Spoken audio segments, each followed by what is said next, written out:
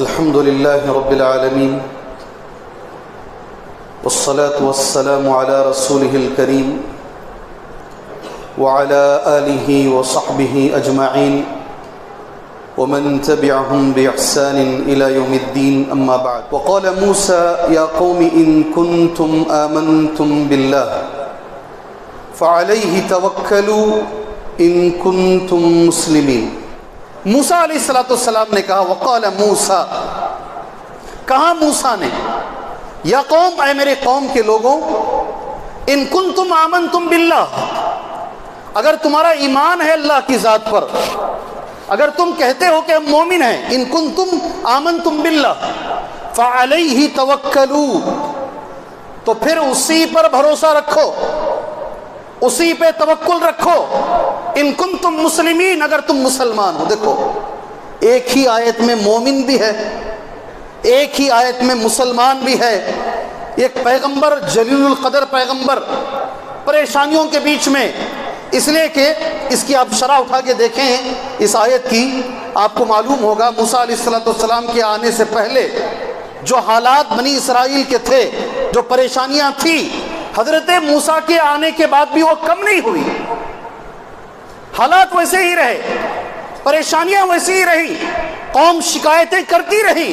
وہ شکایتوں پر حضرت موسیٰ نے یہ کہا وقال موسیٰ یا قوم، کہا موسیٰ نے اے میری قوم کے لوگوں، اگر تمہارا ایمان اللہ کی ذات پر ہے تو بھروسہ اللہ پر کرو. سبحان اللہ.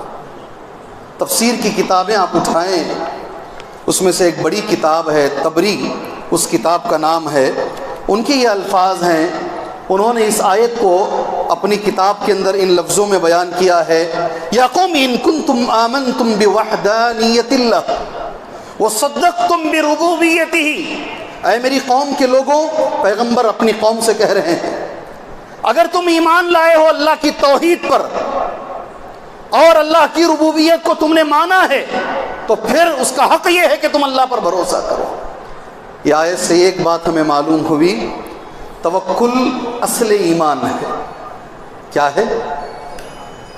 توکل اصل ایمان ہے، توکل اصل توحید ہے، اصل توحید توکل ہے، اصل ایمان توکل ہے. سبحان اللہ. ہمیں یہ بات معلوم ہوئی. دوسری چیز، توکل کرنے والوں سے اللہ محبت کرتا ہے. سبحان اللہ. یہ بات بڑی نہیں ہے، یاد رکھو، میں اللہ سے محبت کروں، یہ بات بڑی ہے کہ اللہ میرے سے محبت کرے. ہے کہ نہیں؟ ہے نہیں ہے جی. ون وے نہیں، ٹو وے چلیں گے. کریم نگر سے یہاں تک سنگل راستہ ہے، وہاں سے پورا ڈبل راستہ ہے آنے جانے کا. ہم ڈبل راستے میں رہیں گے جی، مل کے چلیں گے تو انشاءاللہ بات سمجھ میں آئے گی، بات سمجھ میں آئے گی. مکے کے امام کو میں چاہتا ہوں اس لیے کہ ان کی قرأت اچھی ہے، وہ بیان اچھا کرتے ہیں، یہ بڑی بات نہیں ہے. مکے کا امام میرا نام لے کر کہے میں فلاں آدمی کو سے محبت کرتا ہوں، میں چاہتا ہوں، یہ بڑی بات ہے. نہیں نہیں بولو میرے آمینہ، اس جگہ کا نام وہی ہے نا، آمینہ ٹاؤن باد. جی ہاں، جگتیال کے اندر آمینہ باد کے میرے اور جگہ سے بھی لوگ آئے ماشاءاللہ. میرے بھائیوں، یہ بڑی بات ہے. اللہ تعالیٰ اگر کسی انسان سے اللہ محبت کرے، یہ بہت بڑی بات ہے. اللہ اگر کسی سے محبت کرے گا تو اس بس. اور قرآن مجید یہ کہتا ہے، قرآن کی آیت کریمہ ہے، سبحان اللہ، فَإِذَا عَزَّمْتَ فَتَوَكَّلْ عَلَى اللَّهِ إِنَّ اللَّهَ يُحِبُّ الْمُتَوَكِّلِينَ.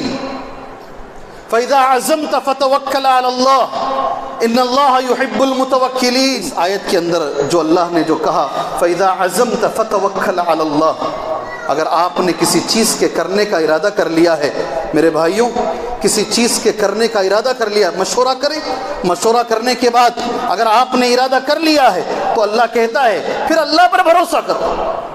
ہم یہاں انشاءاللہ ایک مسجد بنائیں گے. کیا ارادہ کیا ہم نے؟ جیب میں پھوٹی کوڑی نہیں ہے، جیب میں پھوٹی کوڑی نہیں ہے، مگر ہم ٹوکن کرنے چلے گئے زمین کے لیے. جی لاکھوں روپے دینا ہے، ہمارے پاس کچھ نہیں ہے. کتنی چاہیے مسجدیں ایسی؟ آؤ میں دکھاتا ہوں.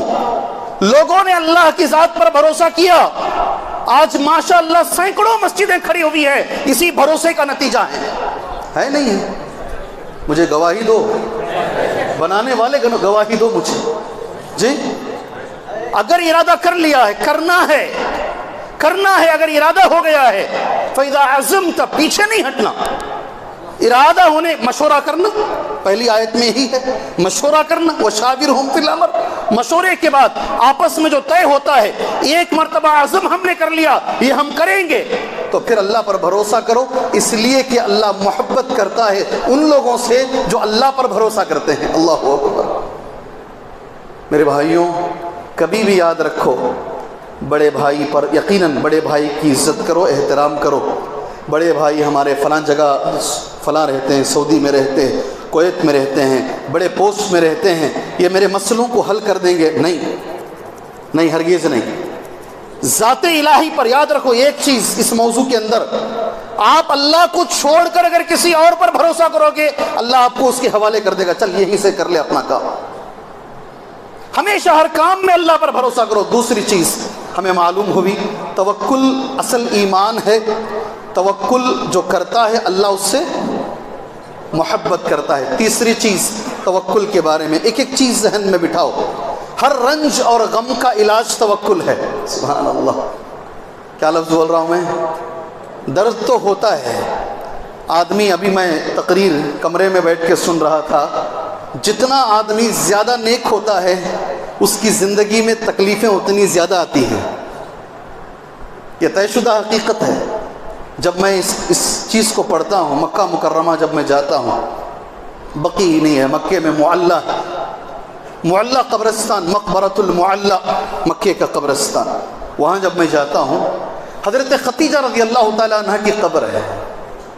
معلوم ہے کہ حضرت خدیجہ کی، اور کسی بیوی کی قبر معلوم نہیں. ایک ہے حضرت میمونہ رضی اللہ عنہا کی، بیچ میں تھے وہ مکہ اور مدینہ کے بیچ میں.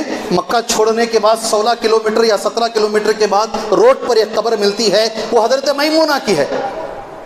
یہ چھوڑیں گے تو حضرت عائشہ کی کون سی ہے، حضرت حفصہ کی کون سی ہے نہیں معلوم ہوتی.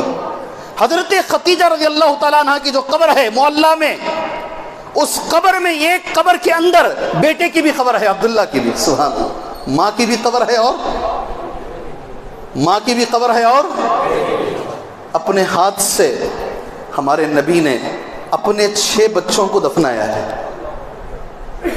ہمارے نبی نے صلی اللہ علیہ وسلم اپنے ہاتھوں سے اپنی زندگی میں اپنے 7 میں سے 6 بچوں کو اپنی زندگی میں دفنایا ہے. آپ جب انتقال ہو رہے تھے صرف ایک ہی بیٹی زندہ تھی، وہ حضرت فاطمہ رضی اللہ عنہ. آدمی کو رنج پہنچتا ہے، غم پہنچتا ہے، اور آدمی جتنا بڑا جتنا نیک ہوتا ہے، یہ مت کہو میں نے کس کا کیا بگاڑا ہے، میں تو نمازی ہوں، میں توحید والا ہوں، مجھے غم کیوں پہنچ رہا ہے. تو لائق ہے غم دینے کے، اس لیے اللہ تجھے غم دے رہا ہے. حدیث سنی نہیں ابھی آپ نے؟ حدیث سنا نہیں آپ نے؟ ان کان فی دینہ صلابہ زید فی بلائہ. کیا لفظ ہے؟ پڑھو یہ حدیث میرے ساتھ. ان کانا، بولو نا، حدیث پڑھ لو ثواب ملے گا میرے بھائی. ان کانا فی دینہ صلابہ زید فی بلائہ. اگر اس کے دین میں مضبوطی ہے تو اللہ حکم دیتا ہے اسے اور آزماؤ. اللہ اکبر. یہ لائق ہے آزمائش کے. رنج اور غم ہمیں ملتے ہیں، جو بھی رنج ہمیں ملتا ہے اس پر اگر ہم صبر کرتے ہیں تو ہمارے گناہ معاف ہوتے ہیں الحمدللہ. اس کا علاج جانتے ہیں؟ رنج اور غم جب ہوگا تو ہمیں کیا کرنا ہے؟ رنج اور غم کی دعا کیا ہے؟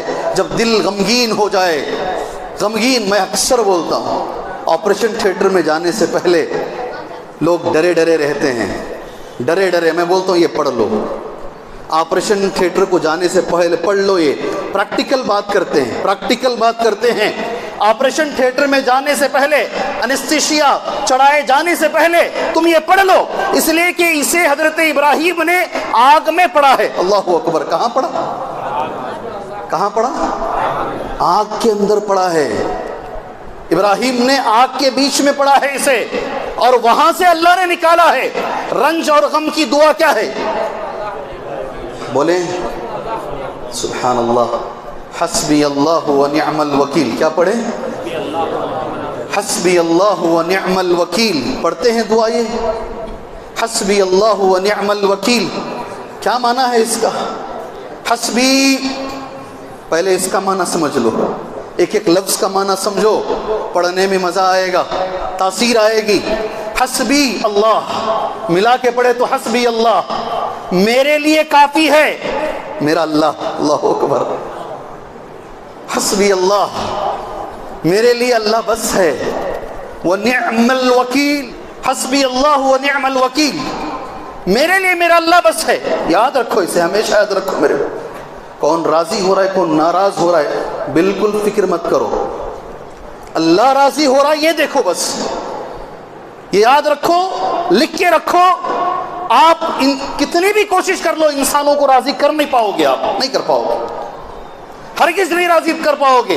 آپ کی کوشش ہونی چاہیے کہ آپ اللہ کو راضی کریں. انشاءاللہ میرے لیے میرا اللہ بس ہے. وَنِعْمَ الْوَكِيلُ، اس کا معنی سمجھ لو. تھوڑا میرے بھائی نے کہا ہے، آپ اور اس میں مزید اضافہ کر لو. سب سے بہترین کام کو پورا کرنے والا، کارساز کا معنی یہی ہے، کام کو پورا کرنے والا سب سے بہترین اللہ تعالیٰ ہے. اللہ یہ کام کو پورا کرے گا انشاءاللہ.